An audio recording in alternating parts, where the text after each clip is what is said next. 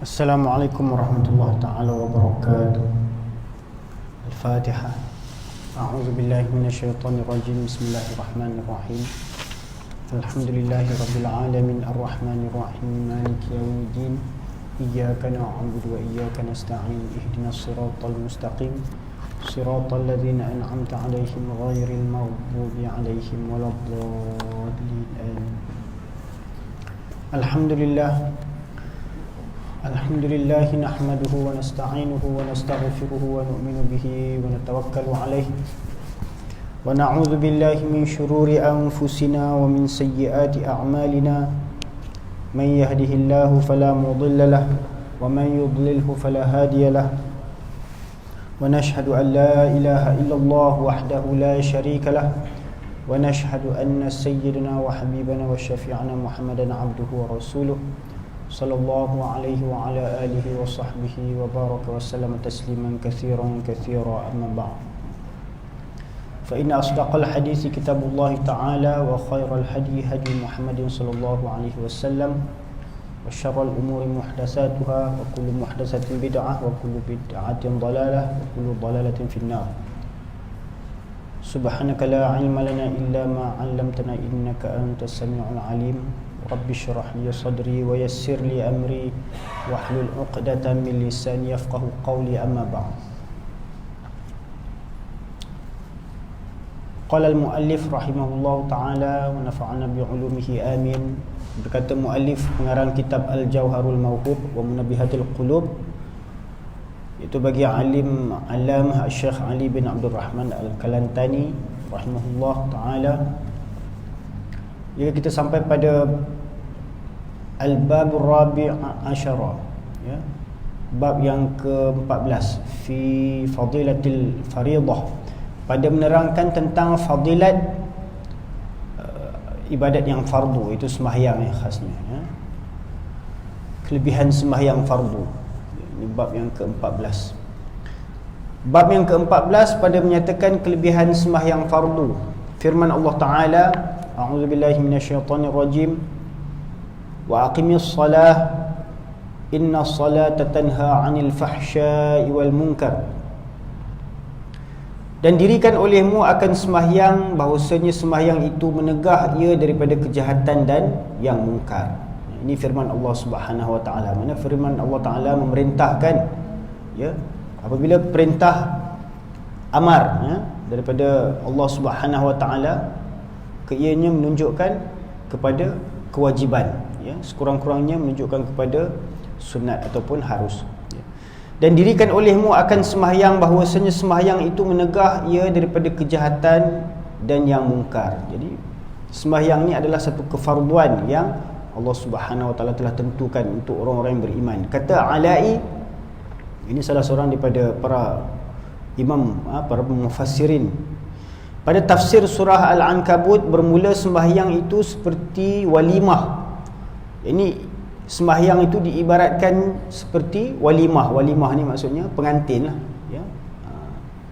Walimatul urus, ya, bila kita terima kad jemputan kahwin tu walimah. Jemputan walimah tu maksudnya sembahyang itu juga diibaratkan seperti pengantin. Bagaimana? Bagi orang yang muwahhidin. Muwahhidin untuk orang-orang yang mentauhidkan Allah Subhanahu wa taala. Maka bahawasanya berhimpun padanya beberapa bagi ibadat. Jadi dalam solat itu, amalan sembahyang tu, ibadat solat itu, di dalam ibadat solat itu terhimpun di dalamnya beberapa jenis ibadat. Itu maksudnya, ya. Bahawasanya berhimpun padanya beberapa bagi ibadat. Seperti bahawasanya walimah pengantin itu berhimpun padanya beberapa bagai makanan, ya, macam apa, ketika walimah kenduri kahwin tu, ya, bukan kata pengantin je ada, tetapi macam-macam ada berhimpun kat situ dengan makan makanan, ya, dengan hiasan-hiasannya, hadiah-hadiahnya, jemputan-jemputannya, ya, hidangan berbagai. Begitu juga sembahyang ni pun begitu juga, berhimpunnya berbagai-bagai ibadat, ya. Berhimpun padanya beberapa bagi makanan. Maka apabila sembahyang hamba 2 rakaat, firman Allah Ta'ala baginya, serta dhaif engkau, mendatang engkau dengan beberapa bagi ibadat daripada berdiri dan rukuk dan sujud dan qiraat dan tahlil dan tahmid dan takbir dan salam. Ini Allah Subhanahu Wa Taala berfirman apa? Bagi hamba yang menunaikan sembahyang 2 rakaat itu, ya, Allah berfirman, walaupun dengan beserta kedhaifan engkau, ya, walaupun dengan kelemahan engkau usaha juga mendatang engkau dengan beberapa bagi ibadat, ini menunaikan ketaatan ibadat kepadaku, ya, dengan berdiri dan rukuk dan sujud dan membaca Al-Quran, ya, qiraat itu membaca Al-Quran dan tahlil, menyebut la ilaha illallah, dan tahmid, menyebut alhamdulillah, dan takbir, ya, menyebut Allahu Akbar, dan mengucapkan salam, ya. Ini himpunan-himpunan ibadat yang terdapat di dalam solat. Maka apa lagi Allah Ta'ala firmankan? Maka aku serta ketinggianku, yakni aku dengan beserta dengan ketinggianku, keagunganku, kebesaranku, dan kebesaranku tiada ku tegah akan dikau daripada syurga yang ada padanya sekaliannya bagi nikmatku. Yakni Allah Ta'ala tidak akan mengharamkan bagi hamba yang menunaikan solat yang ikhlas, yang sempurna, walaupun 2 rakaat. Yakni Allah Ta'ala akan memberikan dengan kebesarannya dan ketinggiannya, Allah Ta'ala menjanjikan padanya apa? Nikmat syurga. Tiada ku tegah akan dikau daripada syurga yang ada padanya sekaliannya bagi nikmatku. Aku wajibkan bagi kamu syurga dengan sekalian nikmatnya, seperti engkau ibadat akan daku dengan beberapa bagi ibadat. Ini sebagaimana hamba itu melaksanakan, menunaikan ketaatan dia, ibadat dia kepada Tuhannya, maka Allah Subhanahu Wa Taala juga berkenan untuk memberikan ganjaran, ya, sebagai balasan atas ketaatan yang dilaksanakannya, ya. Seperti engkau ibadat akan daku dengan beberapa bagi ibadat, dan aku mulia akan dikau dengan rezekiku seperti barang yang engkau kenal akan daku dengan wahdaniyah. Ini engkau mentauhid, kamu apa ni, apabila hamba itu mentauhidkan Allah Subhanahu Wa Taala, ya, dan melaksanakan ibadahnya kepada Allah Taala, maka sempurnalah dia, ya. Maksudnya dia dengan mengenal kepada Tuhannya itu, dia melaksanakan ketaatan ibadat kepada Tuhan dia. Maka bahawasanya aku amat kasih sayang aku, mana aku amat kasih sayang kepada hamba tersebut yang menunaikan sembahyang tadi. Aku terima akan kebajikan engkau dengan rahmatku, maka bahawasanya aku dapat akan orang yang aku siksa akan dia daripada kufar. Jadi untuk orang-orang kafir, mereka yang meninggalkan sembahyang, tidak mahu melakukan ketaatan ibadat kepada Tuhan, Allah Ta'ala telah tetapkan, ya, bahawa untuk mereka itu siksa, dan mana sebagai balasan daripada keingkaran mereka menunaikan perintah Allah Subhanahu Wa Taala. Dan engkau tiada dapat Tuhan yang lain daripada aku. Jadi bagi engkau ini hamba yang beriman tadi itu,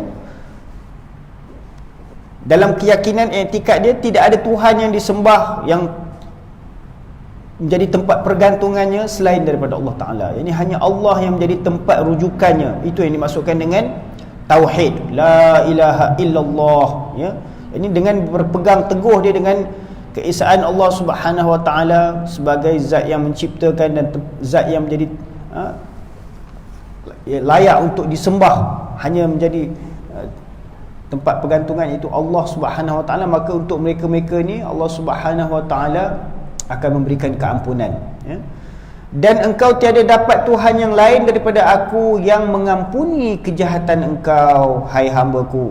Bagi engkau dengan tiap-tiap rakaat itu mahligai di dalam syurga. Allahu Akbar. Jadi bagi setiap rakaat yang dikerjakan oleh seseorang hamba tu, Allah Subhanahu Wa Taala akan memberikan ganjaran mahligai. Bila? Bukan di dunia ni, di dalam syurga. Di sini nampak. Dan bidadari, bidadari pun dapat juga, sembahyang je, ya mak. Dengan tiap-tiap rakaat itu mahligai di dalam syurga dan bidadari. Dan bagi engkau dengan tiap-tiap sujud itu menilik kepada wajahku. Allahu Akbar, ya. Jadi apabila hamba itu dalam keadaan bersujud itu, dalam keadaan mana dia sedang menilik kepada Tuhannya, mengharapkan rahmat Allah Subhanahu Wa Taala, keampunan Allah Taala, ya. Dan lagi firman Allah Taala, wa'mur ahlaka bis-salati wastabir 'alaiha la nas'aluka rizqa nahnu narzuquka. Ya. Apa artinya? Wa'mur ahlaka, dan perintahkan ahli-ahli kamu. Ahli-ahli ni maksudnya ahli keluarga kita ke, orang-orang bawahan kita ke, rakyat kita ke, pengikut-pengikut kita ke, ahli-ahli kita lah, ya. Khasnya ahli keluarga kita, ya. Wa'mur ahlaka bis-salati wastabir 'alaiha, dan perintahkan olehmu akan ahli kamu, ahli keluarga kamu dengan apa? Bis-salati, dengan mengerjakan solat, ya. Maknanya kita kena perintahkan anak-anak kita tu, ya, isteri-isteri kita, ya, siapa yang ada dalam rumah kita tu kena perintah. Time waktu solat, masuk solat, perintahkan, keluar ke arahan, pergi semayang, keluar ke arahan. Bukan susah, kita kan dah biasa jadi bos, ya, biasa duduk dalam tentera, terima arahan je. Dekat rumah kita jadi kepala tentera lah. Bagi arahan untuk ahli keluarga. Masuk waktu semayang, pergi ambil wuduk, pergi semayang, keluarkan arahan tu. Dia orang nak taat ke tak taat ke, duduk tengok TV ke, tu kendian kira. Yang penting keluarkan arahan tu, perintahkan dulu. Itu perintah Allah Ta'ala supaya kita keluarkan arahan, bagi perintah kepada ahli keluarga kamu untuk menunaikan solat. Wastabir 'alaiha, dan sabar dalam melaksanakan perintah Allah Subhanahu Wa Taala itu. Kerana apa? Kerana Allah Ta'ala yang mengurniakan rezeki kepada kita, yang memberikan nikmat kepada kita. Solat itu sebagai tanda kesyukuran kita kepada Allah Subhanahu Wa Taala, pengabdian kita kepada Allah Ta'ala. Maka hendaklah kita bersabar dalam melaksanakannya. Allah Ta'ala menyatakan lagi, la nas'aluka rizqa, kami tak minta rezeki daripada kamu dengan kamu menunaikan solat ni. Bukannya Allah nak minta rezeki kita, tak, ya. Allah bukan minta kasihan kita ke, belas kasihan kita ke, tidak. Jangan kata nak minta rezeki pula. Allah yang memberikan rezeki. Nahnu narzuquka, kami yang memberi rezeki kepada kamu. Maka sebagai hamba Allah Ta'ala yang sentiasa setiap hari, setiap masa menerima rezeki daripada Allah Ta'ala, memang selayaknya kita menunaikan kehambaan kita, ketaatan kita kepada Tuhan kita.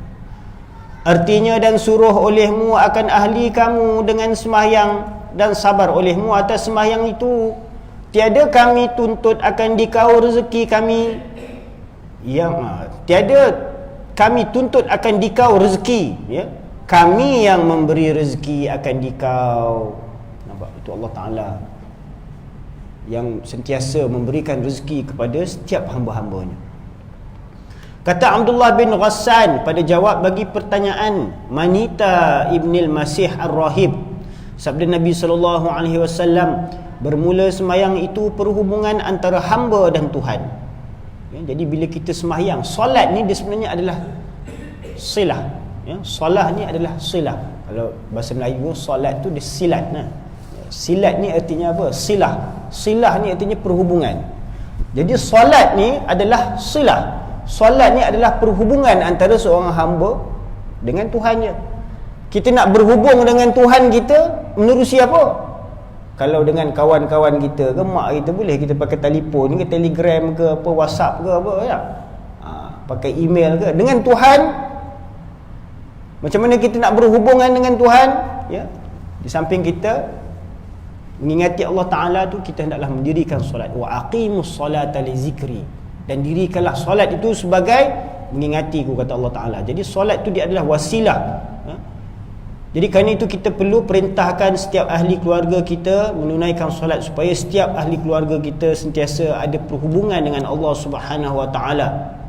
Ya, sabda Nabi SAW, bermula sembahyang itu perhubungan antara hamba dan Tuhan, padanya diperkenankan doa, ya. Jadi dalam solat itu pada segi bahasanya, pada segi lurahnya, solat itu berarti doa. Pada segi istilahnya, yang kita kerjakan sembahyang yang dengan rukuk dan qiyam, dengan bacaan-bacaan tertentu, dengan amal-amal yang tertentu tu, pada segi istilah. Pada segi lurahnya, solat itu artinya doa. Jadi dalam sembahyang dipenuhi dengan doa-doa, ya. Dalam surah Al-Fatihah yang kita baca itu mengandungi doa, ya. Dalam bacaan tahiyat kita ada doa, ya. Dalam rukuk, sujud, ya, dan duduk antara dua sujud, semuanya dipenuhi dengan bacaan-bacaan doa. Jadi kerana itu solat itu perlu ditunaikan, kerana ia merupakan suatu ibaratnya macam alat untuk kita berhubungan dengan Allah Subhanahu Wa Taala, memanjatkan doa-doa kita, bermunajat kepada Allah Subhanahu Wa Taala, ya. Dalam sembahyang itu, ia di samping menjadi perhubungan antara hamba dengan Tuhan, ianya akan menyebabkan doa-doa kita diperkenankan dan diterima segala amal, berkat pada rezeki. Itu kelebihan daripada mengerjakan sembahyang yang fardu khasnya, ya.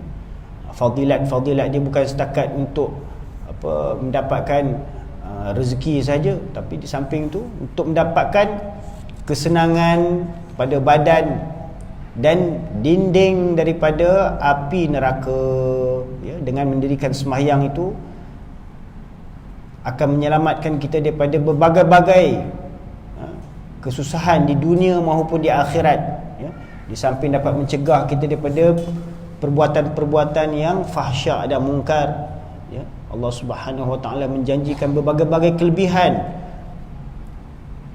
menerusi amalan solat ini,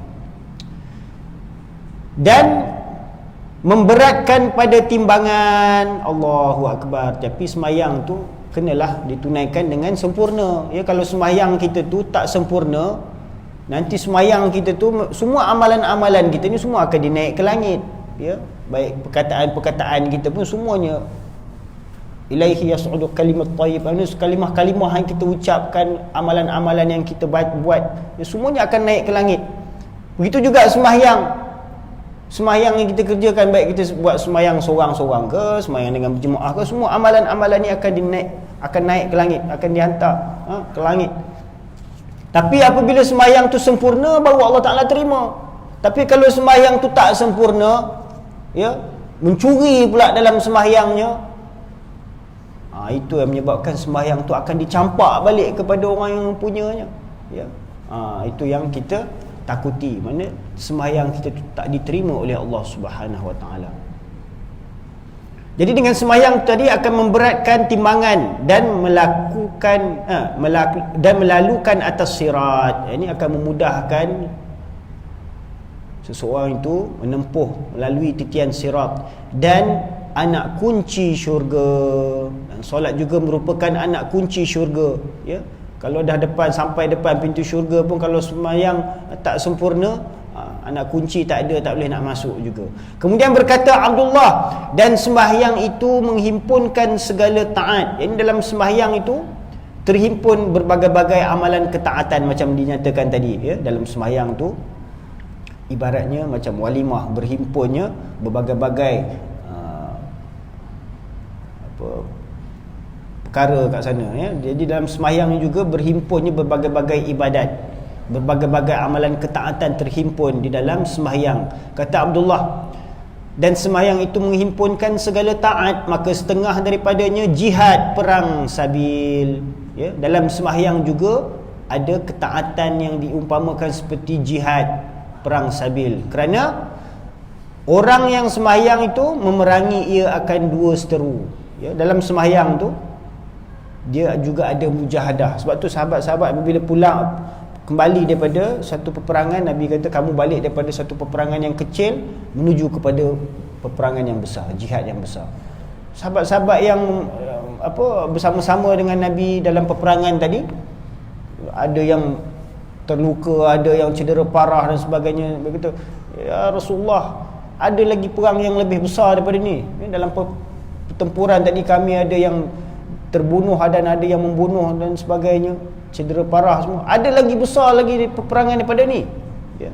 Nabi kata ada, itulah jihad nafsu, ya. Mana kita memerangi nafsu kita, itu juga merupakan satu jihad. Jadi dalam sembahyang tu, sembahyang ni dia mengingati Allah. Nafsu ni dia tak nak mengingati Allah, itu hakikat dia. Nafsu ni dia nak ingat hadiri dia je. Dia nak makan sedap, tidur selesa, makan kenyang, dia pakai cantik, itu aja dia nak. Janji aku punya hal kamu tak kacau. Itu dia. Nafsu ni, kejahatan nafsu ni, dia hanya mementingkan diri. Itu kalau dia nak jadi raja tu, dia tak peduli dia bunuh orang ke, adik-beradik dia ke, siapa-siapa je yang menghalang dia dalam mencapai apa kehendak nafsu dia tu, itu semuanya boleh dihapuskannya. Itu kalau orang yang kuat nafsunya, jahat nafsunya, ya. Jadi kerana itu nafsu ni dia tak nak mengingati Allah. Dia tak nak mengingati Allah, dia nak mengingat hai diri dia je. Janji hai aku selesai, perut aku kenyang, ya, periuk nasi aku terjaga. Itu dia, tu nafsu punya hai. Hai Allah Ta'ala, Allah, aku ana dia kata. Itu nafsu. Jadi nafsu ni dia memang tak nak mengingati Allah, tak nak melakukan ketaatan pada Allah, dia hanya mementingkan diri dia. Kecuali nafsu yang mutmainnah. Jadi nafsu ni pun dia ada grade-grade dia, tingkatan dia. Daripada nafsu yang amarah, lawamah, mulhimah, nak naik ke mutmainnah tu baru dia ada keredaan dengan Tuhan dia. Dia redha atas segala perintah-perintah Tuhan dia. Tenang dia tu, itminan dia, ketenteraman dia tu hanya dalam mengingati Allah. Ala bizikrillahi tatma'innul qulub. Ketahuilah dengan berzikir mengingati Allah tu akan dapat menenteramkan hati. Bila itminan pada qulub terhasil, maka nafs juga akan mencapai ketenteraman dalam mengingati Allah. Ya ayyatuhan nafsul mutmainnah, wahai nafsu-nafsu yang sudah berjiwa tenang mutmainnah, irji'i ila rabbiki radiyatan mardiyah. Kembali kepada Tuhan kamu. Jadi nafs yang mutmainnah ni dia tenang bila dia kembali ingat kepada Allah, dia rujuk kepada Allah, dia datang sembahyang, dia tenang. Itu nafsu yang mutmainnah, ya.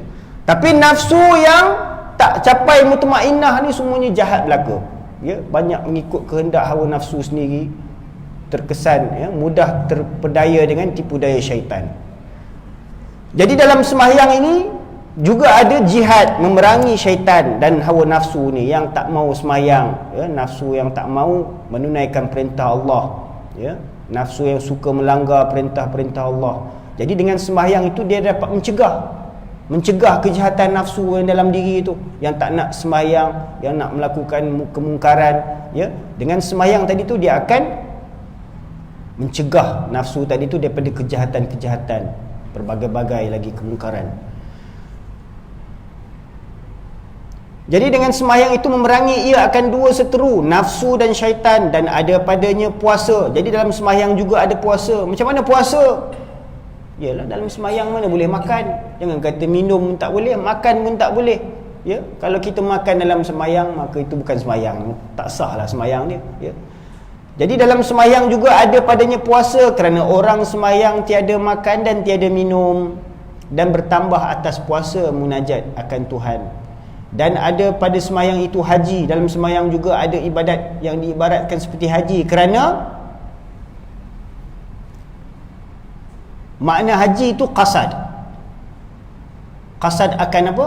Qasad akan Baitullah, ya. Mana bila kita melakukan haji itu, kita qasad kita tu untuk sampai ke Baitullah, kiblat kita. Dan orang yang sembahyang tu juga dia mengqasadkan perkara yang sama, itu kiblat dia, itu Tuhan dia, Rabbul Bait, Tuhan yang memiliki Baitullah itu. Dan bertambah sembahyang atas haji dengan hampirnya daripada malakut Tuhannya. Ini dengan mengerjakan sembahyang itu akan dapat lebih menghampirkan seseorang hamba itu kepada Tuhannya berbanding dengan amalan ibadat haji. Sebab amalan ibadat haji itu atas mereka yang berkemampuan, ya, daripada segi harta dan keupayaan tubuh badan. Dan sabda Nabi SAW, sekalian fardu, difardukan dia pada bumi, melainkan sembahyang, ya. Dan difardukan dia Allah Ta'ala pada langit antara dua tangan kudratnya. Ini segala perintah-perintah Allah yang Allah Ta'ala perintahkan kepada baginda Nabi SAW untuk diperintahkan kepada umat ni, ya, semuanya Allah Ta'ala turunkan perintah tu menerusi wahyu daripada Jibril alaihissalam, ya. Allah Ta'ala perintahkan Jibril alaihissalam menyampaikan wahyu tu, perintah-perintah tu kepada Nabi SAW, seperti apa? Puasa, zakat, haji dan sebagainya, kecuali solat. Kerana solat itu Allah Subhanahu Wa Ta'ala perintahkan ketika malam Isra' dan Mi'raj. Jadi ketika mana Nabi SAW diangkat ke langit, baru dikurniakan perintah solat itu. Jadi solat ini satu-satunya perintah yang Allah Ta'ala perintahkan di langit. Waktu Nabi SAW naik ke langit, waktu itulah Allah Ta'ala perintahkan kepada Nabi SAW supaya perintahkan umatmu mendirikan solat. berbanding dengan perintah-perintah yang lain, ya, zakat, haji dan sebagainya, ya, puasa, semuanya Allah Ta'ala turunkan wahyu, ya, daripada langit turun ke bumi. Dan makna mengangkat dua tangan bagi takbir, ini dalam solat itu, ketika kita mengangkat dua tangan Allahu Akbar, ya, takbiratul ihram itu, makna dia apa? Ya, makna mengangkat dua tangan bagi takbir itu bahawasanya hamba tenggelam di dalam laut kesalahan dan maksiat. Maka mengangkat dua tangannya seolah-olah berkata, ya, hai Tuhanku, ambil olehmu dengan tanganku bahawasanya aku tenggelam di dalam laut kesalahan dan maksiat. Jadi kita mengaku, declare kita di hadapan Allah Ta'ala, ya, atas kesalahan-kesalahan dan dosa-dosa kita yang banyak, ya, kita mengharapkan keampunannya. Lari daripada engkau kepada engkau, ini aku lari daripada engkau, ya, dan aku menuju kepada engkau. Ini kita tak boleh nak lari ke mana dah, pusing macam mana pun kita akan kembali kepada Tuhan, kerana daripadanya kita datang dan kepadanya kita kembali. Dan makna qiraat itu khitab antara hamba dan Tuhan.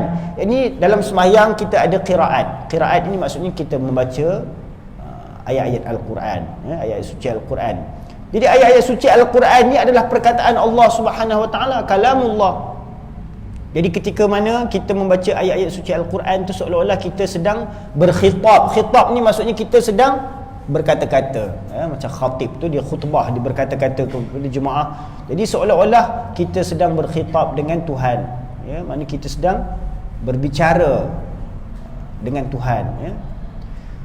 Dan makna qiraat itu khitab antara hamba dan Tuhan. Dan makna rukuk, apa makna rukuk pula di dalam solat? Seolah-olah orang sembahyang berkata kepada Tuhannya, aku hamba engkau, ya. Dalam rukuk tu seolah-olah kita sedang merendahkan diri kita, menundukkan diri kita tu, mengakui akan kehambaan kita dan mengakui ketuhanan Allah Subhanahu Wa Taala, berkata, aku hamba engkau dan sungguhnya menghulur aku akan tanganku kepada engkau. Jadi kita mengharapkan rahmat, keampunan dan pengurniaan daripada Allah Subhanahu Wa Taala. Dan makna bangkit daripada rukuk, ini waktu kita i'tidal, sami Allahu liman hamidah, serta berkata Rabbana lakal hamd, ya, Rabbana lakal hamd artinya apa? Tuhanku, Tuhan kami, Rabbana lakal hamd, bagimulah segala pujian. Ini kita memuji Allah Subhanahu Wa Taala ketika mana kita i'tidal itu. Waktu kita rukuk tu kita tasbih, ya, subhana rabbiyal azim wa bihamdihi, dan kita memujinya dalam tasbih itu. Ketika kita i'tidal tu kita memuji, ya, Rabbana lakal hamd, kalimah tahmid.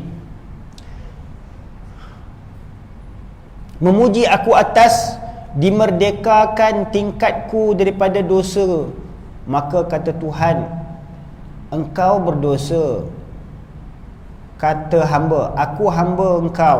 Dan kata Tuhan, sungguhnya telah aku merdekakan dikau daripada dosa engkau. Yang ini dengan ketika mana kita i'tidal itu, kita mengharapkan keampunan dan peningkatan darjat daripada Allah Subhanahu Wa Taala. Maknanya memuji aku atas dimerdekakan tingkatku daripada dosa. Maknanya peningkatan darjat tu maksudnya menghapuskan dosa-dosa kita, menambahkan tingkatan darjat kita, ya.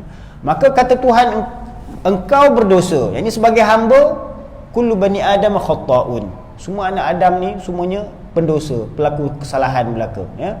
Kata Tuhan, engkau berdosa. Maka berkata hamba, aku hamba engkau, ya, aku hamba engkau, anak keturunan anak cucu Nabi Adam ni semuanya melakukan kesalahan. Dan berkata Tuhan, sesungguhnya telah aku merdekakan dikau daripada dosa engkau. Ini Allah Ta'ala ampunkan dosa-dosa hamba tadi, ya. Tapi yang solat lah, kalau tak solat dia nak buat macam mana? Dan makna sujud itu pula, apa makna sujud? Sujud yang pertama, dan menghantarkan dahi atas bumi. Yang ni kita letakkan dahi kita ni kalau pada tubuh badan, postur tubuh badan kita ni yang paling atas sekali tak?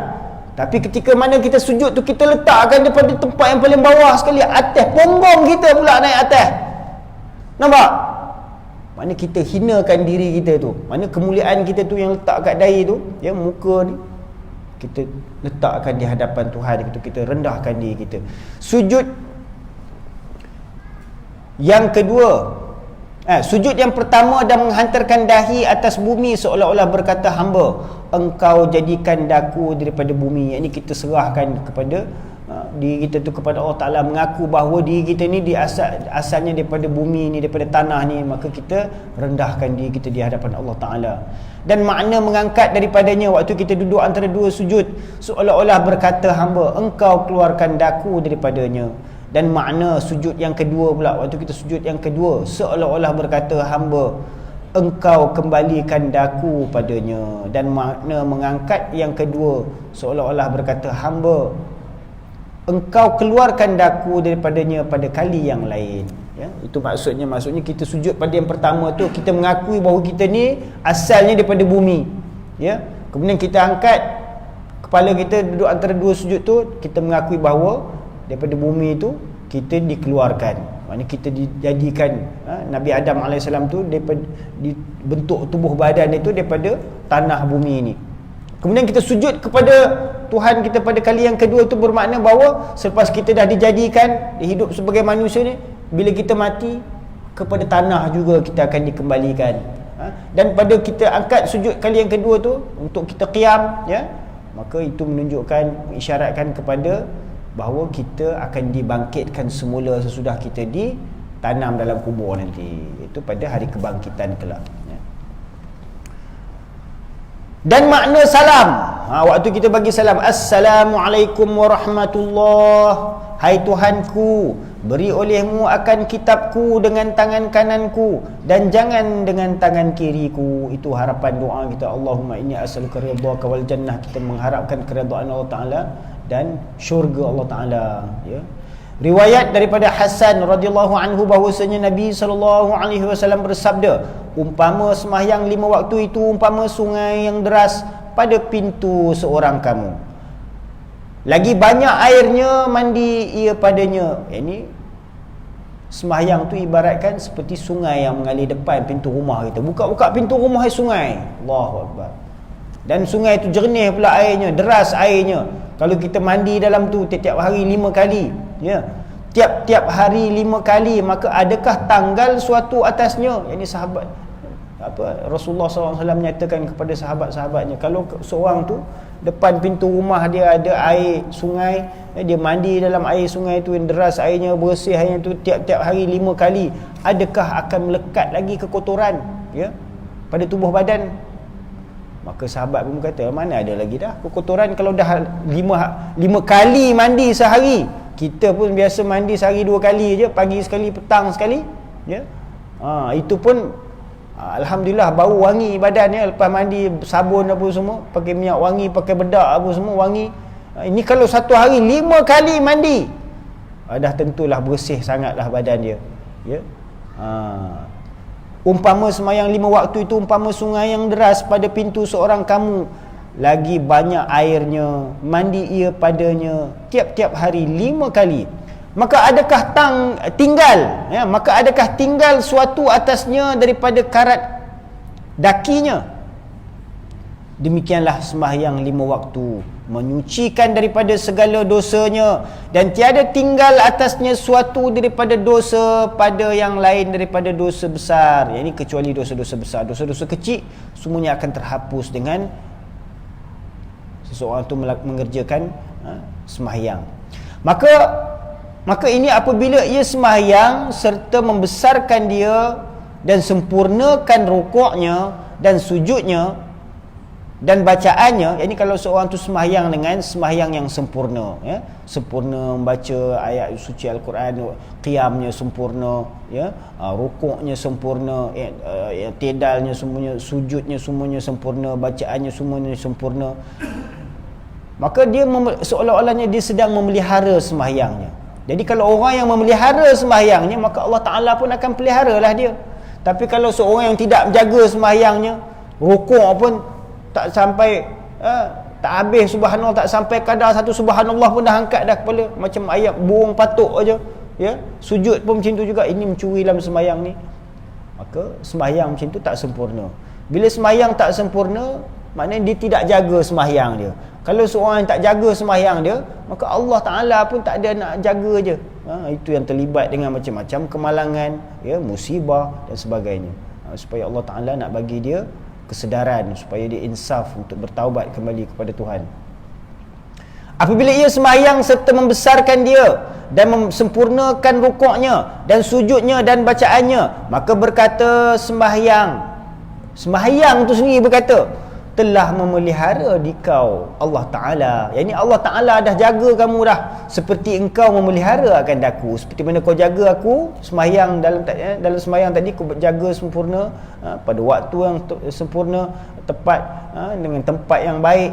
Dan jika tiada demikian, kalau dia tak jaga sembahyangnya, rukuknya tak jaga, sujudnya tak jaga, ya, bacaannya pun dia main langgar je, tajwid apa semua, maka iaitu mardud. Maka sembahyang yang macam tu mardud. Mardud artinya apa? Tertolak, ya, tak diterima, mardud atasnya.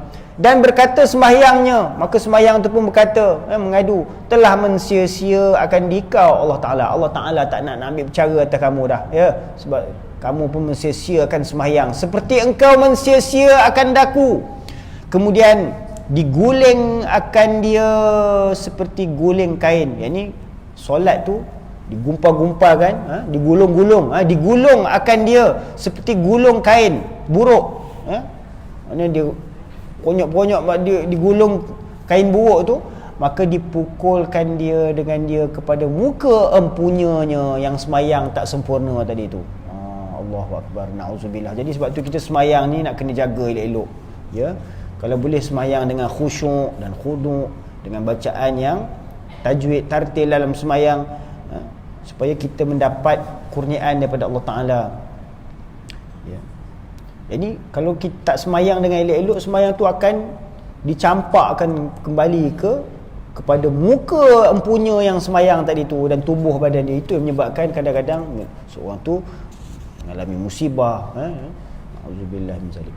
Qala an-nabiy sallallahu alaihi wasallam, bunyal islamu ala khamsin, syahadati an la ilaha illallah wa anna muhammadar rasulullah wa iqamis shalah wa ita'iz zakah wa hajjil baiti wa shaumi ramadan. Sabda Nabi sallallahu alaihi wasallam, didirikan Islam itu atas 5 perkara. Ya, Islam itu didirikan atas 5 perkara. Pertamanya apa? Pertama, mengucap 2 kalimah syahadah, yakni serta tasdik dan i'tiqad pada hati. Maksudnya kita tasdik, kita ucap 2 kalimah syahadah, ya, ucap tu dengan lidah, tasdik ni dengan hati. Kalau hanya ucap dengan lidah, hati tak tasdik, mana ini tak selari, tak sempurna iman. Sebab apa? Iman tu dia merangkumi ucap dengan lidah, tasdik dengan hati dan amal dengan seluruh anggota tubuh badan, ya, melaksanakan apa yang kita ucapkan, tasdikkan itu. Ya, jadi pertama mengucap 2 kalimah syahadah, yakni serta tasdik. Ini bukan kata mengucap saja. Kalau mengucap saja, orang Arab pun pandai mengucap, ya. Banyak orang Arab yang tak Islam pun ada, ya, tapi dia pandai mengucap, ya. Yang kata orang Melayu pun ada, orang Islam pun ada, orang bukan Islam pun ada, pandai mengucap. Dia dengar azan hari-hari kat TV, dia pun boleh asyhadu alla, berlagu lagi, ya. Tapi pada hati dia tak tasdik, jadi tak diterima. Pertama mengucap 2 kalimah syahadah, yakni serta tasdik dan i'tiqad pada hati. Nampak? Bahawasanya tiada Tuhan yang disembah dengan sebenarnya melainkan Allah, dan bahawasanya Nabi Muhammad sallallahu alaihi wasallam itu pesuruh Allah. Dan kedua, mendirikan sembahyang, mendirikan sembahyang 5 waktu dengan sempurna rukunnya dan syaratnya. Nampak? Sembahyang yang sempurna, baru sempurna rukun keimanan kita, rukun Islam kita. Dan ketiga, memberi zakat dan bagi yang mustahaknya, mana bagi orang yang layak menerima zakat lah, asnaf-asnaf zakat, atas wajah yang disuruh syarak, sebagaimana telah diperintahkan oleh syarak, iaitu Allah dan Nabi sallallahu alaihi wasallam. Dan keempat, menghajikan Baitullah atas yang kuasa berjalan kepadanya. Nampak? Kalau tak berkuasa, tak ada mampu, tak upaya, tak ada duit, tak cukup tenaga, macam mana nak pergi haji? Jadi haji ni kewajiban bagi yang berkemampuan, yang berkuasa berjalan kepadanya. Dan kelima, puasa bulan Ramadan. Wa qala Nabi sallallahu alaihi wasallam, "Sallu khamsakum wa zakku amwalakum wa sumu syahrakum wa hujju baita rabbikum tadkhulu jannata rabbikum bighairi hisab." Ya, sabda Nabi sallallahu alaihi wasallam, "Sallu khamsakum", solatlah kamu 5 waktu kamu yang telah difardukan kepada kamu, wa zakku amwalakum, dan tunaikanlah zakat dengan harta-harta yang Allah Ta'ala telah kurniakan kepada kamu, wa sumu syahrakum, dan berpuasalah kamu sebulan dalam bulan Ramadan yang Allah Ta'ala telah perintahkan, wa hujju baita rabbikum, dan tunaikanlah haji di rumah Allah, yakni Tuhan kamu itu Baitullah, tadkhulu jannata rabbikum bighairi hisab, nescaya kamu akan masuk ke syurga Tuhan kamu tanpa sebarang perhisaban. Ya, dan sabda Nabi SAW, sembahyang olehmu akan sembahyang kamu yang 5 waktu, dan beri zakat olehmu akan harta kamu, dan puasa olehmu akan bulan kamu, yakni bulan Ramadan, dan haji olehmu akan rumah Tuhan kamu, nescaya masuk kamu akan syurga Tuhan kamu dengan tiada hisab, tiada perhisaban. Ya. Jadi nak masuk tak dengan masuk syurga tanpa hisab? Kalau nak, bapak-bapak, tuan-tuan sekalian, ibu-ibu sekalian, inilah amalan yang perlu kita jaga. Ya, solat 5 waktu sehari semalam. Mudah-mudahan Allah Subhanahu Wa Taala memberikan kita keupayaan, ya, di samping kita menunaikan zakat. Zakat ni bukan nak kena buat hari-hari. Zakat ni setahun sekali bila cukup haul, cukup nisab je, ya, cukup tahun. Haji pun bukannya nak buat hari-hari. Setahun, seumur hidup sekurang-kurangnya sekali je. Tapi ni yang solat ni hari-hari nak kena buat, ya, setiap hari, satu hari 5 kali. Jadi itu yang paling utamanya.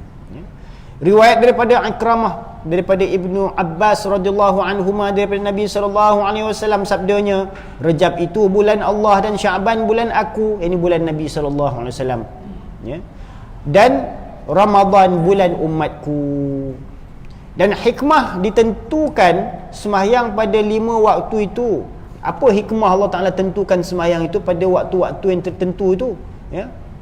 Waktu ni dia ada banyak waktu. Waktu subuh, waktu pagi, ya, waktu tengah hari, waktu petang, waktu senja, waktu malam, waktu tengah malam. Semua waktu-waktu tu ada sembahyang dia sebenarnya. Waktu mula-mula dulu Allah Ta'ala dah tentukan 50 waktu kepada Nabi SAW waktu Isra' Mi'raj tu. Tak ada ayanya, ya. Turun naik menawar. Setelah Nabi Musa beritahu minta kurang, tak mampu umat kamu nak sembahyang 50 waktu ni. Dah kurang 5 sampailah tinggal 5. Itu pun ada yang banyak tak mampu lagi, ya. Jadi sembahyang ni kena kita usahakan. Dan hikmah ditentukan sembahyang pada 5 waktu itu, bahawasanya pada waktu zuhur dinyalakan Jahannam, maka barang siapa sembahyang zuhur pada waktunya, keluar ia daripada dosanya seperti hari yang diperanakkan dia oleh ibunya. Allahu Akbar. Ya, sembahyang zuhur itu, ya, sembahyang zuhur itu, waktu zuhur tu waktu tengah hari, kan waktu panas tu. Tengah hari itu waktu panas, terik, matahari atas kepala. Itu yang dinyatakan, ya, bahawa waktu zuhur itu waktu dinyalakan Jahannam tu, api neraka tu dinyalakan, tu yang menyebabkan kita rasa panas. Maka siapa yang bersembahyang zuhur pada waktunya, keluar ia daripada dosanya seperti hari yang diperanakkan dia oleh ibunya. Allah Ta'ala akan memelihara, ya, seorang yang jaga sembahyang zuhur dia. Dan pada waktu asar, memakan Adam AS akan buah kayu, maka barang siapa sembahyang asar pada waktunya, diharamkan Allah akan jasadnya atas api neraka. Allahu Akbar. Dan pada waktu maghrib, taubat Allah atas Adam, yakni Allah Subhanahu Wa Taala menerima taubat Nabi Adam AS. Rabbana zalamna anfusana wa illam taghfir lana wa tarhamna lanakunanna minal khasirin. Maka barang siapa sembahyang maghrib pada waktunya, tiada meminta ia akan suatu hajat, melainkan diberi akan dia. Allahu Akbar. Jadi ini rahsia kita datang sembahyang maghrib ni. Mana bila kita sembahyang maghrib tu, Allah Ta'ala dah sediakan untuk kita tu menunaikan segala hajat-hajat kita. Jadi jangan kita lupa, jangan kita malu, jangan kita segan untuk berdoa, memohon, bermunajat kepada Allah Ta'ala atas segala hajat-hajat duniawi kita maupun ukhrawi kita, untuk diri kita dan seluruh umat ini, ya, bila kita dah selesai sembahyang, khasnya lepas sembahyang maghrib. Dan pada waktu Isyak menyerupai akan kelam kubur dan kelam hari kiamat, ya. Waktu maghrib, waktu Isyak tu kan gelap, ya. Jadi kegelapan waktu Isyak tu ibaratnya macam kegelapan kelam dalam kubur. Dalam kubur mana ada lampu, ya. Lainlah kalau kita ada pasang lampu pula, kecuali kalau orang-orang yang ada amal-amal, ya, amal-amal dengan keimanan dan amal-amal yang soleh, ya, kubur tu akan terang-derang, lapang sejauh mata memandang, ya. Dan kelam hari kiamat, ya, hari kiamat juga akan dalam keadaan kelam, gelap. Maka barang siapa sembahyang Isyak pada waktunya atau berjalan kepadanya, ya, diberi Allah Ta'ala akan dia nur di dalam kuburnya. Nampak? Dalam kubur dia akan ada lampu, ada cahaya nur. Dan pada hari kiamat juga dia akan ada cahaya untuk menerangi dia. Daripada kubur nak pergi ke padang mahsyar tu bukannya ada lampu jalan, ya, semuanya gelap, ya. Tapi bagi orang yang memelihara sembahyangnya akan ada nur untuk menyuluh dia tu, nak mandu dia tu dalam hari kiamat yang gelap gulita tu. Dan barang siapa sembahyang subuh pada waktunya diberi Allah 2 kelepasan, ya. Untuk orang yang jaga sembahyang subuh, khasnya dengan subuh dengan berjemaah, ya, Allah akan memberinya 2 kelepasan. Apa 2 kelepasan itu? Yang pertama kelepasan daripada neraka, dan yang keduanya kelepasan daripada nifaq. Nifaqnya apa? Sifat munafik, itu berpura-pura luar Islam, dalamnya kufur. Dan telah menurun Allah Ta'ala pada setengah kitabnya, yakni Allah Ta'ala telah mewahyukan bahawasanya orang meninggalkan sembahyang itu mal'un. Apa mal'un ni? Mal'un ni sirah isim maf'ul daripada perkataan laknat, ya. La'ina, mal'un. Mal'un maksudnya dilaknati. Jadi seseorang yang meninggalkan sembahyang itu, ya, mal'un, dilaknati. Dan jirannya mal'un, jirannya pun mal'un, dilaknati. Allahu Akbar. Jiran yang macam mana? Jika dia redha dengan dia tak sembahyang tadi, ya. Jiran sebelah pun tak sembahyang, ya. Jadi dua-dua tak sembahyang, ini dua-dua ni jadi mal'un. Dahlah kita tak sembahyang, jiran kita pun tak sembahyang. Kalaupun jiran kita tak sembahyang, kita tengok jiran kita tak sembahyang tu, kita redha pula, kita pun mal'un, ya. Jadi sebab tu kita kena ajak dakwah, ya. Kita kena menyeru, wa'mur ahlaka bis-salati wastabir 'alaiha, ya. Jadi ini semua perintah-perintah supaya kita memberitahu kepada orang lain, ya, supaya mengerjakan solat, ya. Kalau tidak, tak ada disuruh muazzin tu, Bilal tu sampai nak kena melaungkan suara pula menyuruh hayya 'alas solah. Tak payahlah nak panggil, semua orang dah tahu waktu, cukup waktu pergi sembahyang. Tapi tidak, disuruhnya, disyariatkan muazzin untuk menyeru Bilal, panggil lagi. Macam kita hari ni dah cukup dengan speaker apa semua, tak dengar lagi, buat-buat tak dengar lagi, tu bahaya, ya. Mudah-mudahan Allah Ta'ala beri kita taufik hidayat kepada diri kita, anak cucu kita, keluarga kita, supaya jangan malas mengerjakan solat, ya. Kerana makin lama ni, akhir zaman ni, anak cucu kita ni semuanya Allah Ta'ala akan jadikan semuanya makin malas pula, ya. Kalau kita tak ada usaha untuk memerintahkan, mengeluarkan arahan, cukup waktu pergi solat, mereka lalai, ya, dengan handphone, dengan TV, dengan komputer, dengan macam-macam lah. Dia orang punya gadget hari ni, game. Jadi perlu kita mengambil peranan kita, memainkan peranan kita, ya, sebagai khalifah Allah muka bumi ni. Kita perlu mengeluarkan arahan kepada ahli-ahli kita tu untuk melaksanakan perintah Allah Ta'ala, ya. Barang siapa sembahyang subuh pada waktunya, Allah Ta'ala akan beri 2 kelepasan daripada neraka dan sifat nifak. Dan telah menurun Allah Ta'ala pada setengah kitabnya bahawa orang yang meninggalkan sembahyang itu mal'un, dan jirannya pun mal'un jika redha dengan dia. Dan jikalau tiada, ini kalau jiran dia tu tak redha, ya, maknanya orang yang meninggalkan sembahyang je lah akan mendapat laknat, kutukan daripada Tuhan yang tadi, jirannya tu selamat, ya. Jikalau tiada, bahawasanya aku hakim yang adil, nescaya aku aku kata tiap-tiap yang keluar daripada belakangnya mal'un. Tapi akibatnya orang yang meninggalkan sembahyang tadi tu, yang mal'un tadi tu, kalau jiran-jiran itu semua jaga sembahyang dan tak redha dengan sikap dia yang meninggalkan sembahyang tadi, Allah Ta'ala akan jadikan daripada keturunan-keturunan dia tu, mana daripada belakang itu mal'un hingga hari kiamat. Mana anak cucu keturunan yang keluar daripada belakang sulbi dia tu semuanya keturunan yang Allah Ta'ala laknat belaka. Itu kita nak kena jaga sembahyang, nak kena perintahkan ahli-ahli keluarga kita, anak cucu kita ni semua sembahyang, jaga sembahyang, ya. Kalau tak sembahyang, ada kisah satu lagi ni saya akan bacakan, ya.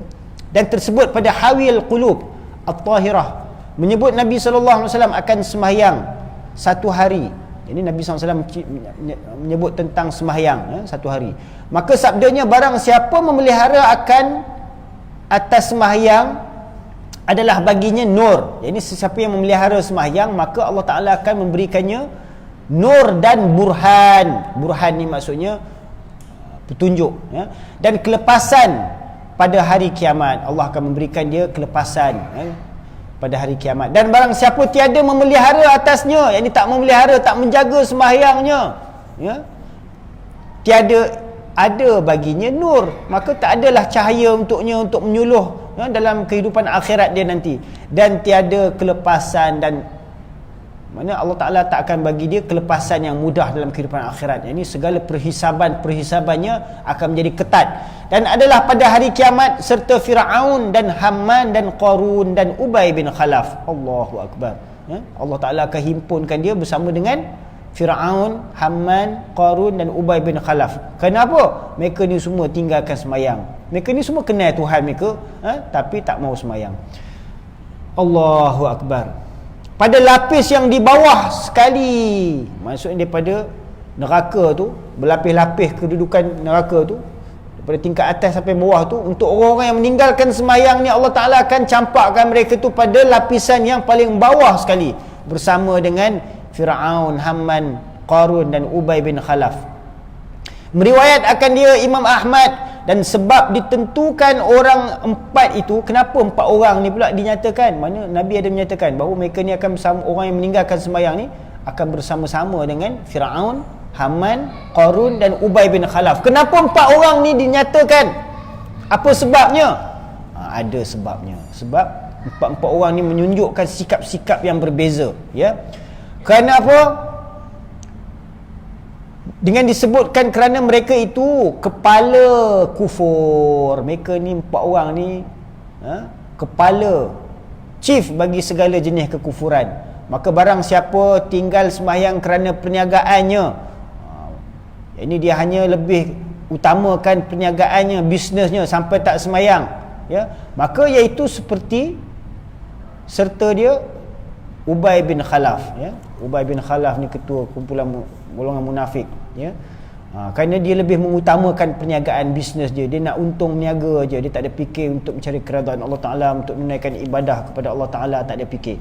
Dan barang siapa tinggal sembahyang kerana kerajaannya, dia sibuk dengan urusan kerajaannya, nak jaga kerajaannya sampai tinggal sembahyang, maka dia akan bersama dengan siapa? Iaitu serta Fir'aun, ya. Sampai dia tinggalkan sembahyang, sampai dia sendiri mengaku Tuhan. Fir'aun punya dahsyat. Dan barang siapa tinggal sembahyang kerana hartanya, sibuk menguruskan hartanya, maka iaitu serta Qarun. Qarun ni dia sibuk dengan hartanya sehingga tak mau bayar zakat, tak mau menunaikan ketaatan kepada Allah Subhanahu Wa Taala, maka Allah Taala beri kehinaan pada mereka, laknat mereka. Dan barang siapa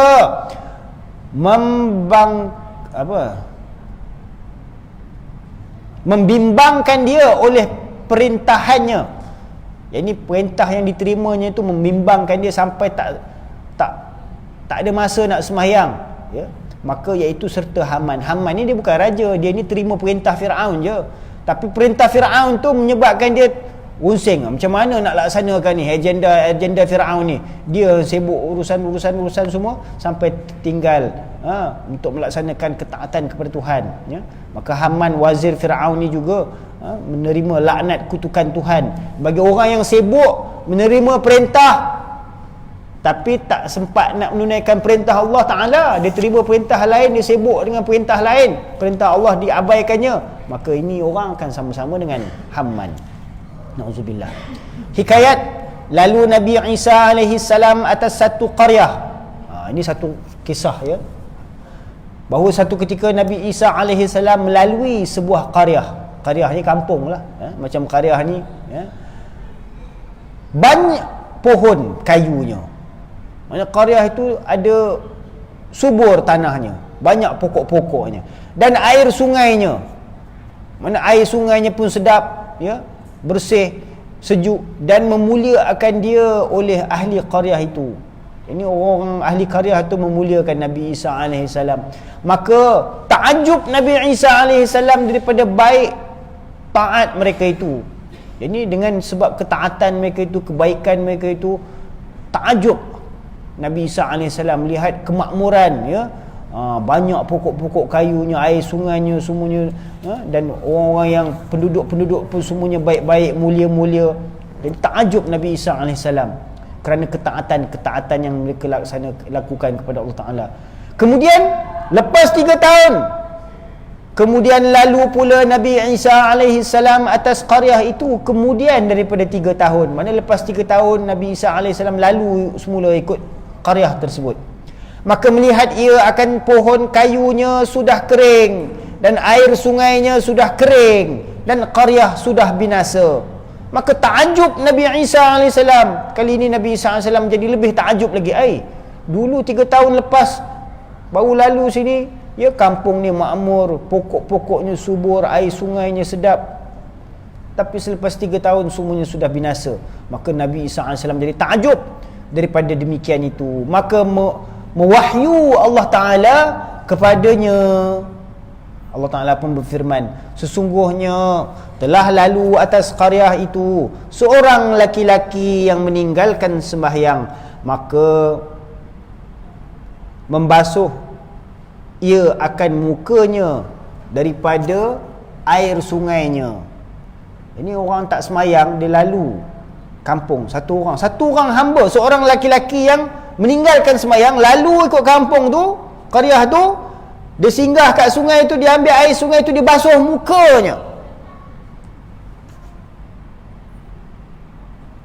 daripada air sungainya, maka kering airnya. Jadi sebabkan dosa orang yang meninggalkan sembahyang tadi tu, dia guna air sungai itu pun merajuk, ya, kering airnya dan kering pohonnya, pohon kayunya. Ni pokok-pokok yang ada dalam tanah qaryah itu pun semuanya merajuk jadi kering, ya, dan binasa qaryah itu, habis semuanya binasa. Disebabkan apa? Satu orang lelaki yang meninggalkan sembahyang hanya lalu pada qaryah tersebut dan cedok air sungai tersebut, basuh muka dia. Itu saja menyebabkan qaryah itu binasa. Mana tak takjub? Kita hari ni kampung dah berapa ramai orang tinggalkan sembahyang, siap duduk senang lenang dalam kampung kita tak ada risau, ya. Sedangkan itu boleh menjadi asbab untuk binasanya qaryah kita tu, ya.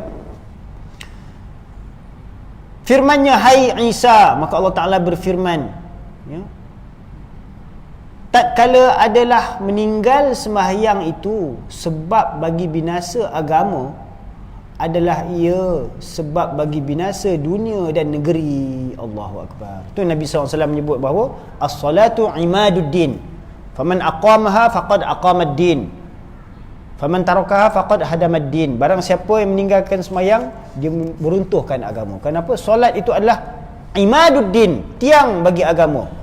Faman aqamaha faqad aqamaddin. Barang siapa yang menegakkannya, mendirikan sembahyang, maka dia mendirikan agamanya. Barang siapa meninggalkan sembahyang, maka mereka itu adalah orang yang meruntuhkan agama.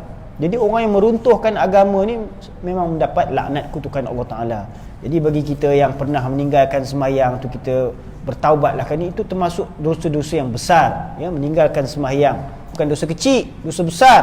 Jadi kita hendaklah bertaubat kepada Allah Subhanahu Wa Ta'ala. Mudah-mudahan Allah Subhanahu Wa Ta'ala menjadikan kita orang yang sentiasa taat, dapat mengerjakan sembahyang dengan sempurna, dan semoga Allah Ta'ala menjadikan anak cucu kita, keturunan-keturunan kita, zuriat-zuriat kita semuanya taat lakukan sembahyang, ya. taat dalam melaksanakan ibadah ketaatan kepada Allah Subhanahu wa taala.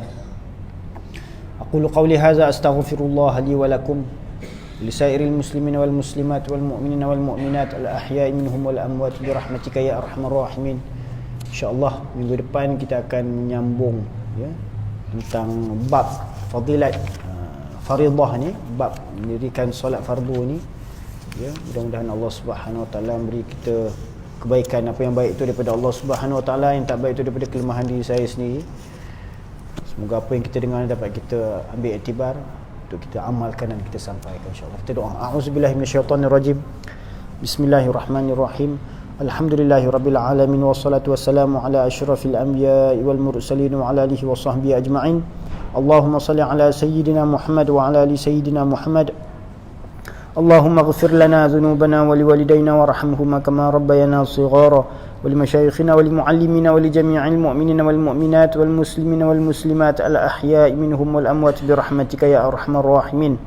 Allahumma anfa'na bima 'allamtana wa 'allimna ma yanfa'una wa zidna 'ilma. Rabbana zidna 'ilma, Rabbana zidna 'ilma, Rabbana zidna 'ilma. Allahumma ahyina bi hayatil ulama wa amitna bi mauti syuhada. واحشرنا في زمرة الأولياء وأدخلنا الجنة مع الأنبياء عليهم الصلاة والسلام. ربنا آتنا في الدنيا حسنة وفي الآخرة حسنة وقنا عذاب النار. وصلى الله على سيدنا محمد وعلى آله وصحبه أجمعين. سبحان ربك رب العزة عما يصفون وسلام على المرسلين والحمد لله رب العالمين. سبحان الله وبحمده.